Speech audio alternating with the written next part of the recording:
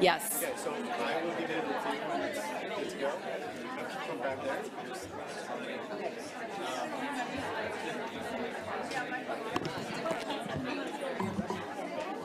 Are you good on your end? Yeah. Is this moving forward? Yeah, I'll give it. Okay.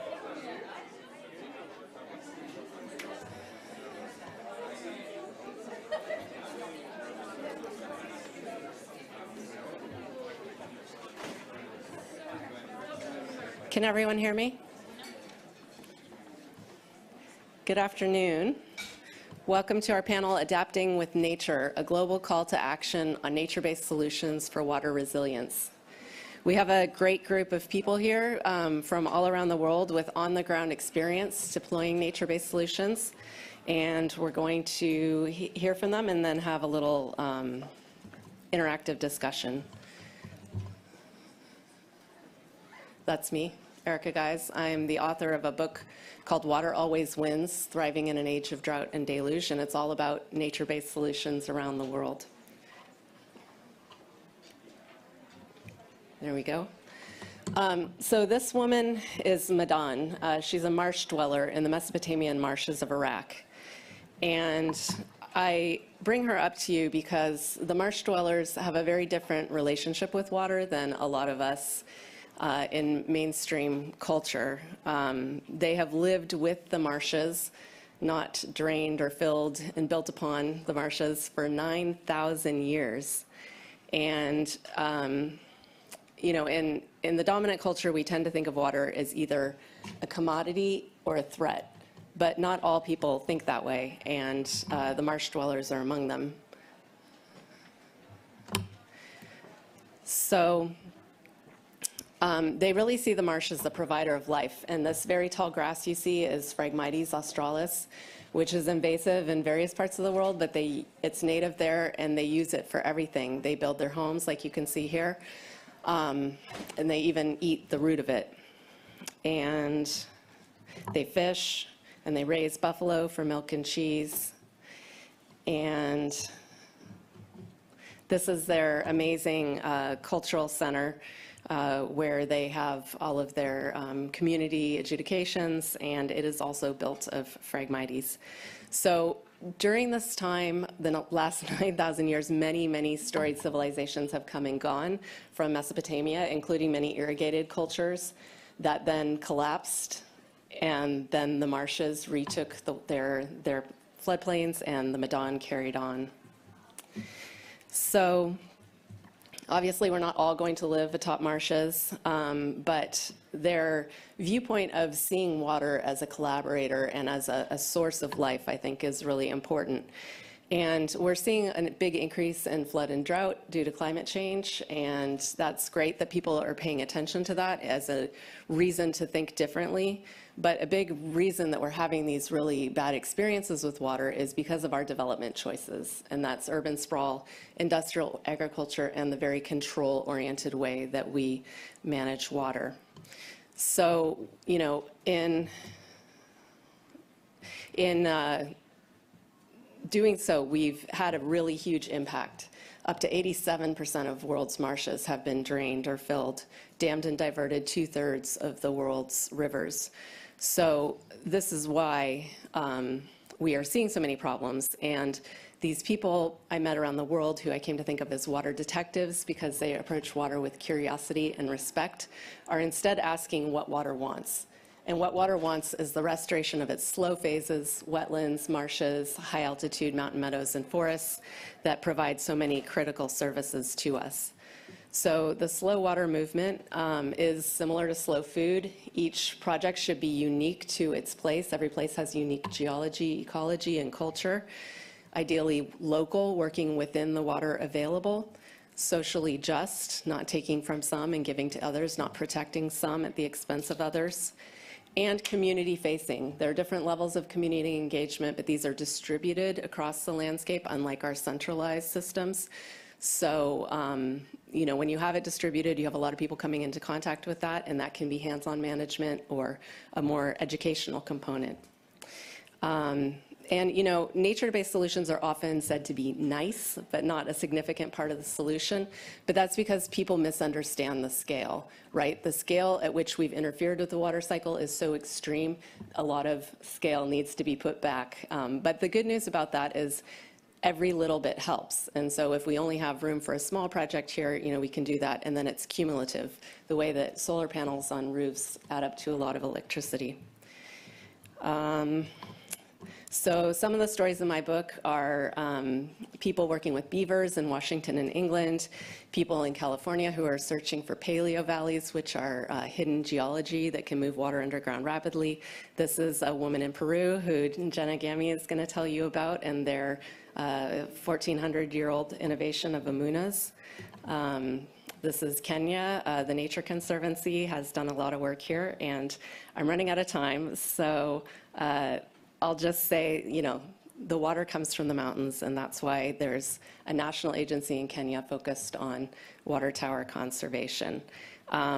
We need more science showing that nature-based solutions work. There's a growing body, but people don't know about it. And from an economic point of view, we need cost-benefit analysis that takes into effect the myriad benefits. It's not just looking at one thing, like, are we preventing drought? Are we preventing flooding? Are we also storing carbon? Are we supporting biodiversity? Are we supporting communities? So that's all from me. And now we have our first speaker.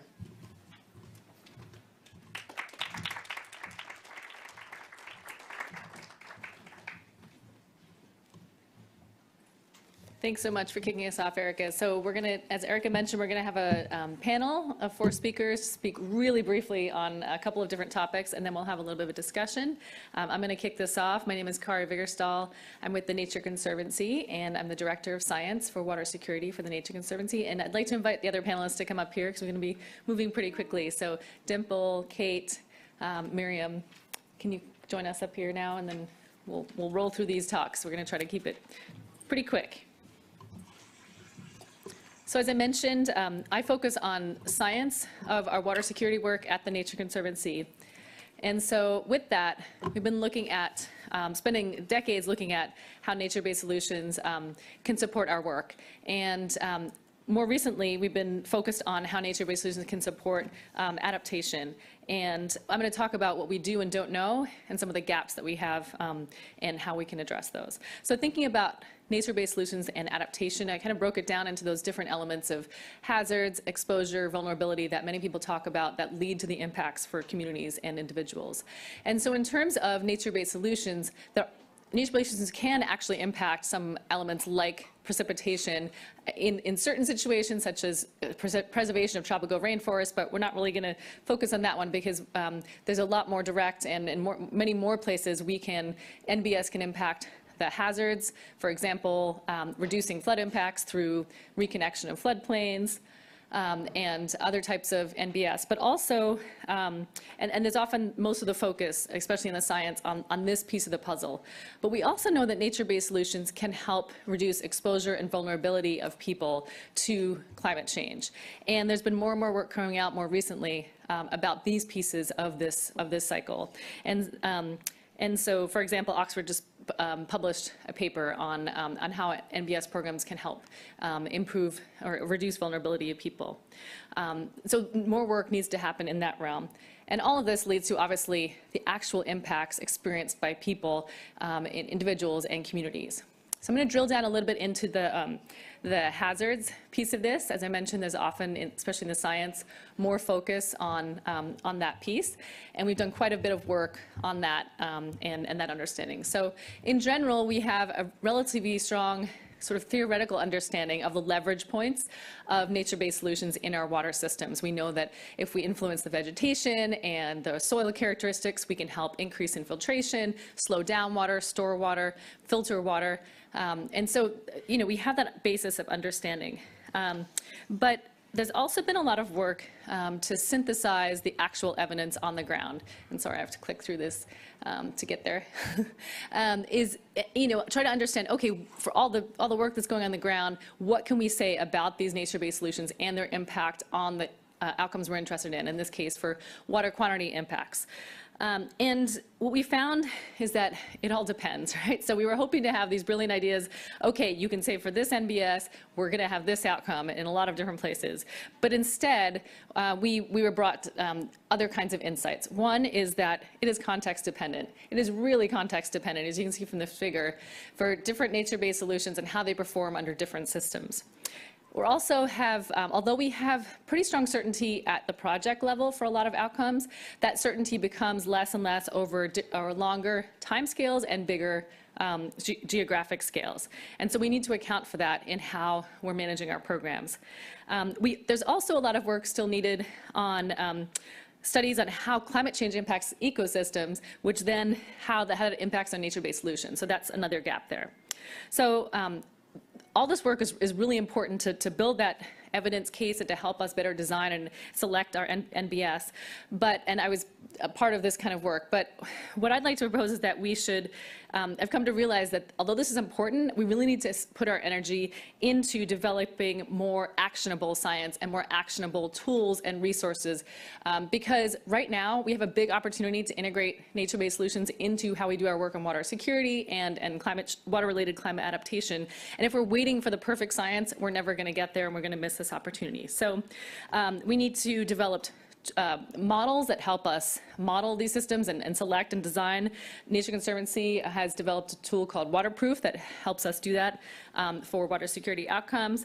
We need peer-to-peer learning. We need guidance on how to develop these programs and how to go through and assess in each individual place. Because of that context dependence, we need tools that help us assess and understand and frameworks to help us get there. And so we'll continue to do that work. And recently we embarked on a project to look at, to really deepen the understanding of nature relations for water-related adaptation through both science but also communication, with a big focus on, okay, what do we know, but then how do we communicate that and turn that into actionable work? So it includes looking at really understand the pathways of nature-based solutions in systems so that we can better, as I talked about, model, select, and design. Opportunity mapping of where and which NBS across the globe might make the most sense for adaptation to different hazards.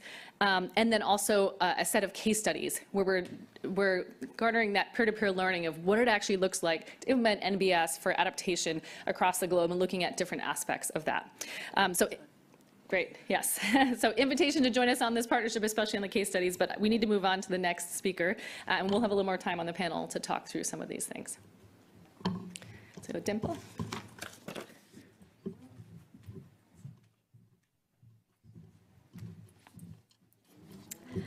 Good afternoon. My name is Dimple Roy. I direct the water management, water policy work at the International Institute for Sustainable Development. We're a global think tank, but I'm bringing to you some of the stories of our work in Canada.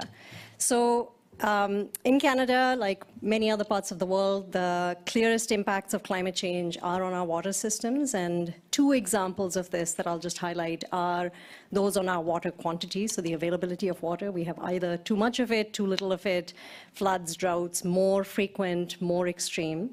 And the other one that many of us know about, but not as clearly related to climate impacts, is on water quality. So with those high pulses of water, we're getting more runoff, more nutrient overloading, more algal blooms, and other pollutants.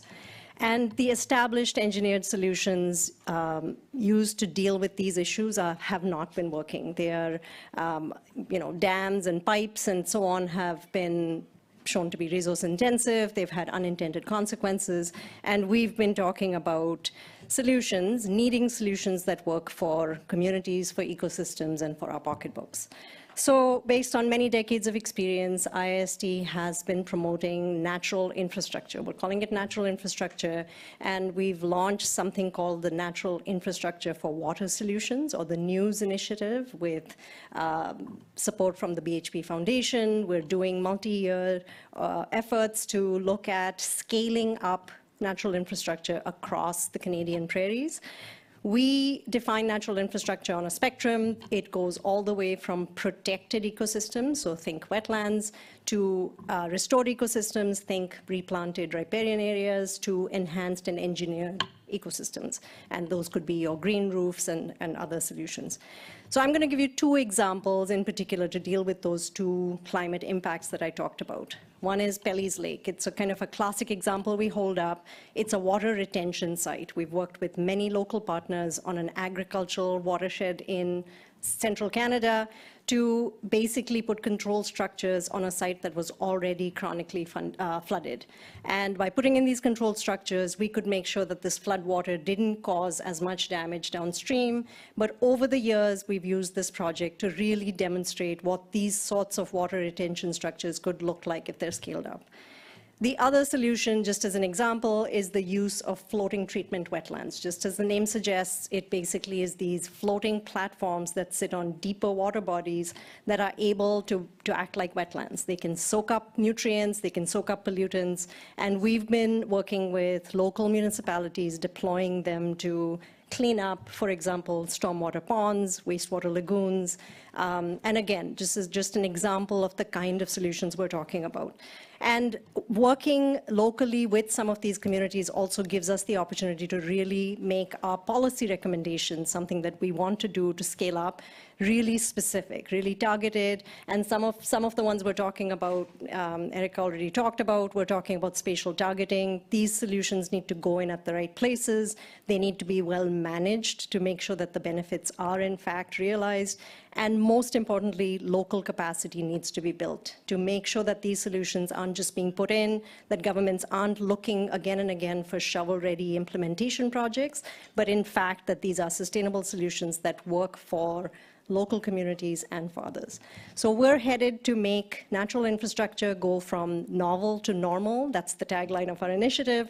We're excited that in the future we'll see these solutions be commonplace, and we hope with partnerships with groups like yours, we can think about doing the same thing globally. Thank you.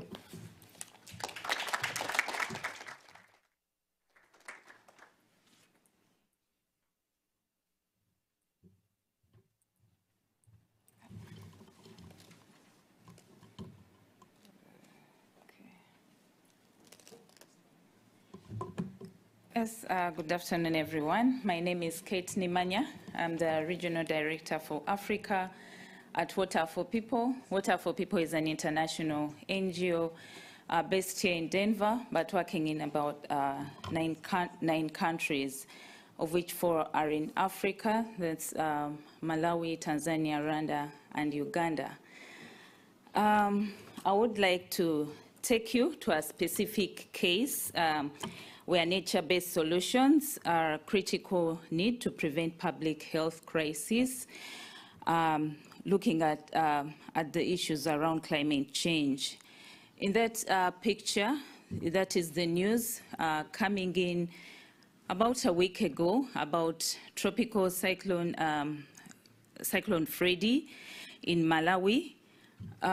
This is devastating news for such a country that is already suffering from cholera outbreak as a result of Cyclone Anna. So what are we doing together with colleagues in Malawi? Appreciating the other challenges around degradation, around gaps in safely managed water and sanitation. We believe that cholera is preventable. We believe that we can change the narrative in this particular country using nature-based solutions. And one of the solutions we do have is the water fund. The water fund model has been very successful in Kenya, as well as Cape Town in South Africa. And we believe this can be one of the solutions to the growing crisis within Malawi. I won't go much into the details of the water fund. Our colleagues at the Nature Conservancy, if you go to their website, you can really go through the 5-step process that we are currently also using to be able to discuss with upstream stakeholders as well as the downstream this fund is going to be supporting a number of interventions, some of which, for example, working with Mulanje Mountain Conservation Trust. They are looking at removing some invasive species, the ones that are water guzzlers, focusing on the less thirsty ones, doing reforestation, and looking at a number of agricultural practices. So this model explicitly prioritizes sustainable financing mechanisms as well as capacity development within the, This is my last slide, and these are the stakeholders you find in Blantyre Mulanje catchment area, and we are very early in our journey using the TNC Water Fund model.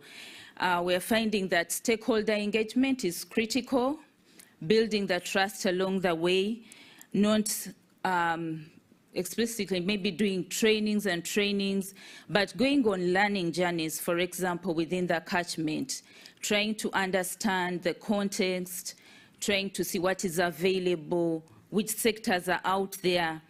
And about a year now into this, this particular approach, we are saying that a lot can be done by working together. We have a steering committee that, that includes the government, public sector, CSOs working in this particular catchment. So we see this as the foundation for sustainable, nature-based solutions that actually protect people and nature. Thank you very much.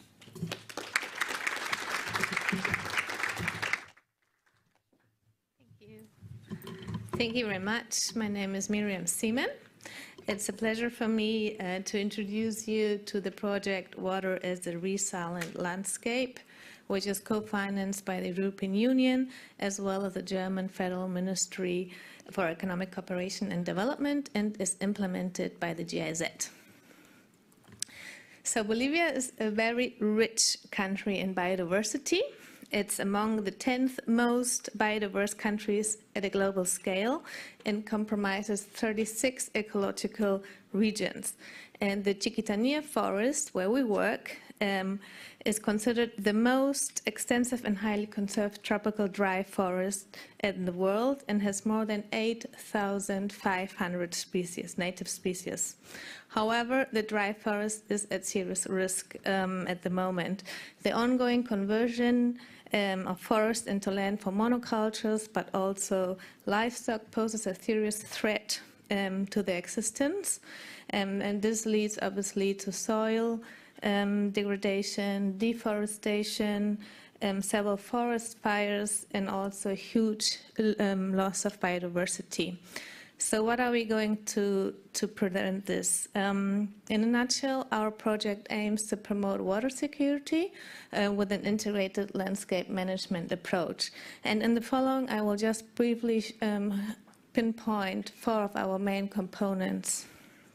So firstly, we are promoting water resilient nature-based solution at the local level.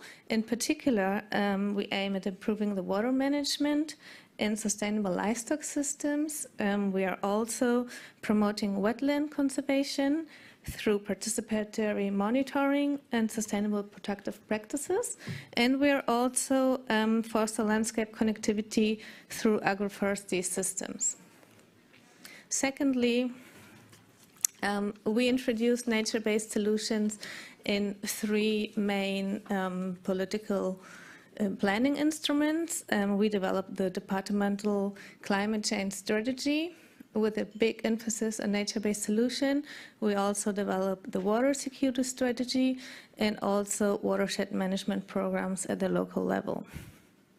Thirdly, we developed a digital information system with different data transformation, visualization, and integration functions available for decision makers.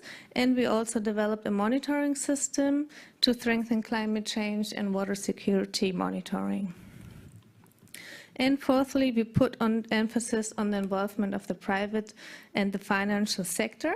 In this respect, we established a so-called roundtable on sustainable finance and green business models, such as sustainable livestock, but also non-timber forest products, where we create dialogue opportunities between the private and the financial sector, but also local and regional entities.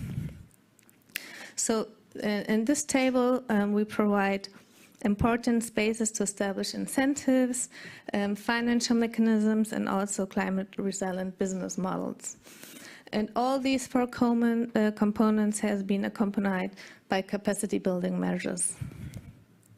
To finish, I would like to share with you some three key messages based on our work and our lessons learned. So first of all, I think it's very important to articulate nature-based solution with existing development agendas and planning instruments. Secondly, it is essential to determine governance strategies, but also nature-based solutions based on local dynamics and local interactions. And finally, it is important to involve the financial, but also the private sector in order to ensure its sustainability. Thank you very much.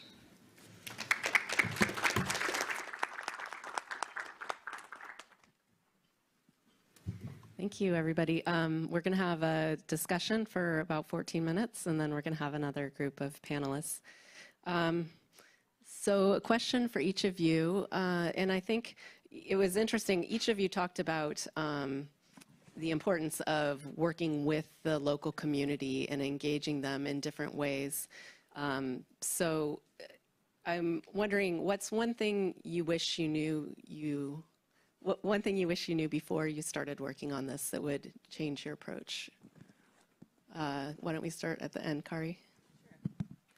So even though we have a lot of on-the-ground work, my presentation focused on sort of the overarching science, and I think, yeah, reflecting on that, I think one of the points that I made about, spending all this time trying to synthesize the evidence across many places, one of the key things that came out is that everything is so context dependent, and so we need to focus on providing tools and knowledge and frameworks that are helpful at the local level, so that we can do these kinds of assessments and understand what's going on locally and support that kind of science and knowledge versus I think it's still important to build that evidence case. We should continue to monitor and synthesize that evidence to help us further this knowledge base, but it really is context dependent. And also I'd like to emphasize, and we haven't talked about it yet, but thinking about other kinds of knowledge that, so yeah, thinking about, okay, we have our, hydrologic science, we have our, ecology that the modern kinds of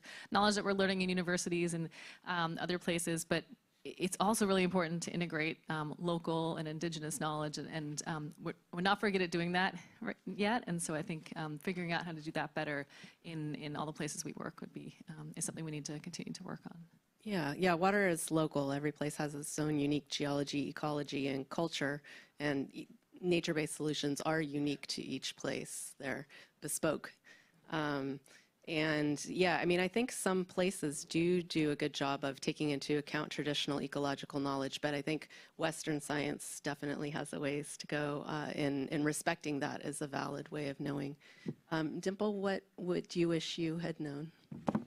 I feel like I want to echo your comments here, but I think the one thing I didn't realize, perhaps getting into the scaling element, is how complicated this process is. So we're dealing with turning systems that have been around for decades. We go by default, our municipal leaders and our watershed managers and our local communities tend to rely on engineered solutions, and there are so many layers in place to make sure that that happens. There are procurement systems in place, there are financing systems in place, there's professional practices that are embedded in those systems.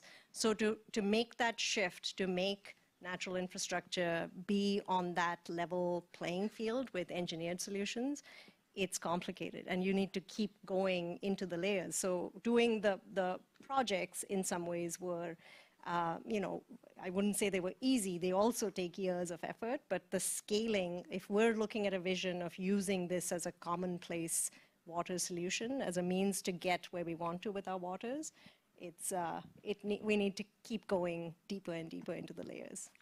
That sounds like a good topic for a story I should write. We'll have to talk more later.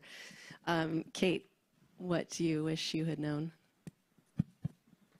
Yeah, for me, having worked in the wash sector for quite some time, at times we really get lost in some of our terminologies.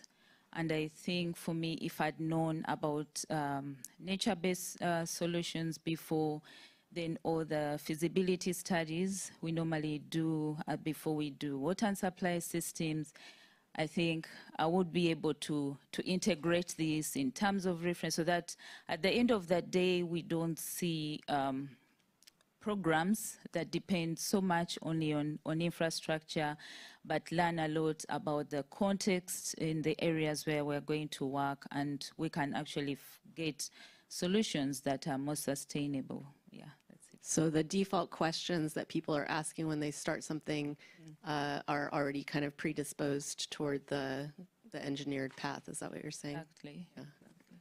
Okay. Miriam, same question. Yeah, thank you. Well, what have I wished to know before? That's a good question. I think I was quite surprised, and I would have loved to wish before we start the project about the accessibility and the openness to really work closely with the private sector and the financial sector.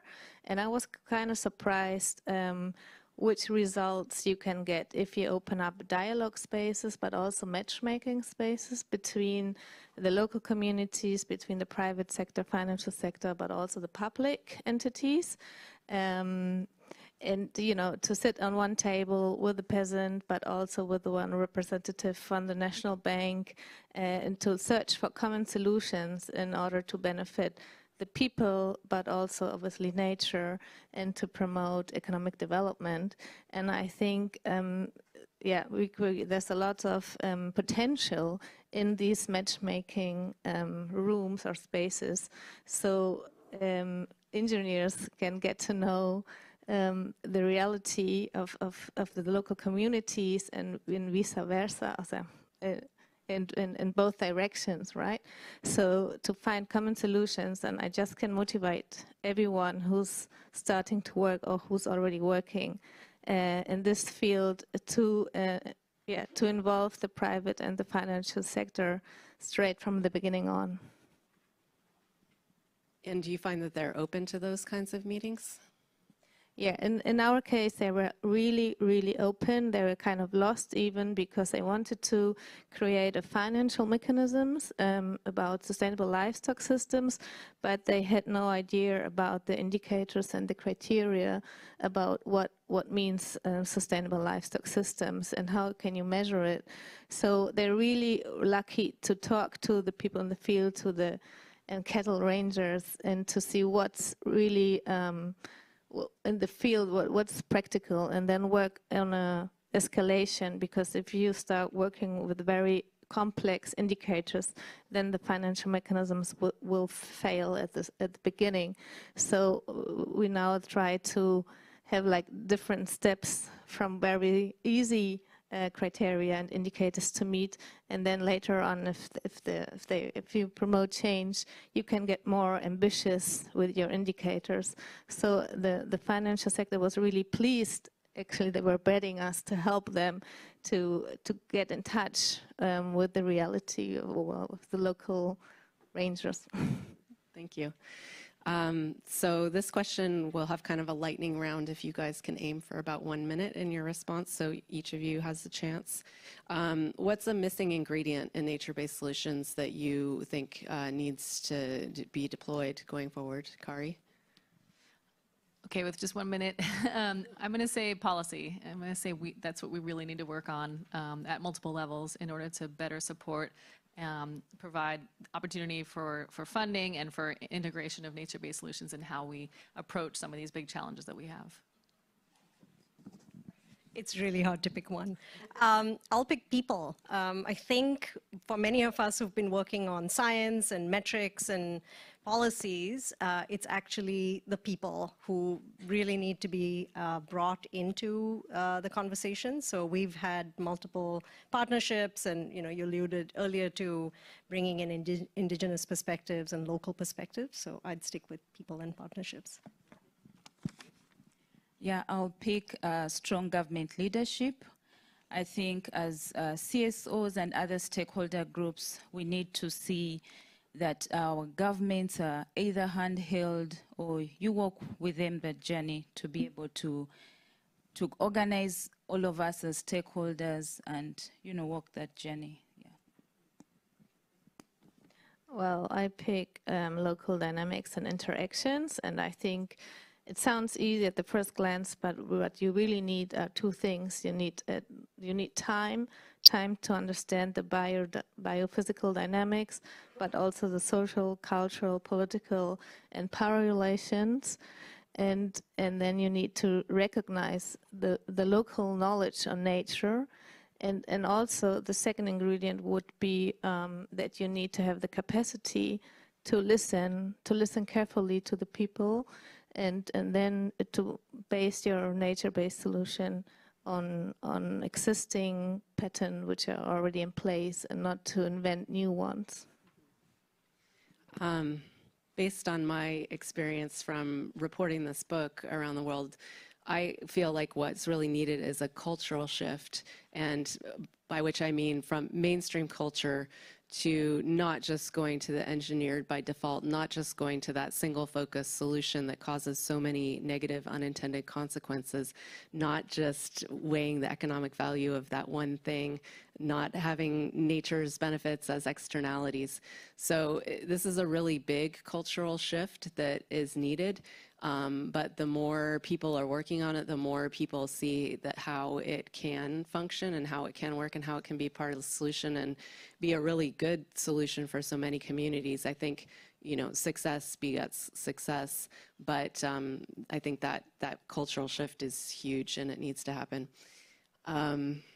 We have a few minutes left. Do you guys have any last thoughts of something that you'd really like to share?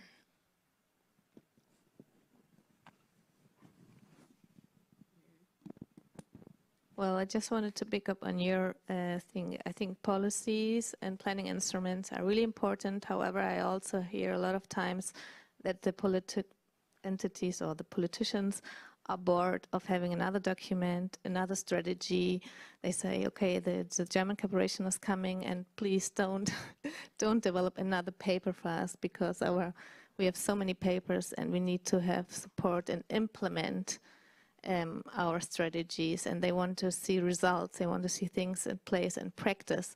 So my recommendation also would be, yes, it's important, policies and strategies, and to develop more documents, but at the same time also implement and practice nature-based solutions so they can see results at the first glance, and then they can motivate to work at the same time on their policy strategies. Yeah, I think the tricky thing about policies too is because nature-based solutions are so unique to each place, right? You can't just have a cookie-cutter policy that's going to be, duplicated everywhere, right? It's got to be flexible enough to be able to be tailored to a specific place. That's interesting. Does anybody else want to add something? I don't know if that's on. Maybe I'll just, one of the things that we've talked about in one of our planning meetings, I'll just put in a plug for the US roadmap on nature-based solutions, which I thought was a really good framework. Speaking of policies, really the Biden roadmap for nature-based solutions kind of gives a really good multi-layered roadmap, essentially, to take nature-based solutions to a point where they're effective. So I think we're going to be kind of promoting that kind of approach in Canada, but so many of our policy options are, they can be, while many of the solutions are quite context specific, there are frameworks and policy opportunities that cross boundaries. One of those being, for example, procurement systems, governments taking leadership and demonstrating that they are actually adopting some of these solutions and incorporating them into their own procurement practices would be one kind of cross-cutting example. Did you want to say something, Kate? Yeah, just something small. When you talk about also government, I think we need to engage beyond water, engaging with colleagues in agriculture, health, urban housing, and planning. I think if we broaden our scope in terms of engagements with other sector, I think that will be great. Thank you. Well, thank you all. Now I invite the next 4 speakers to come up.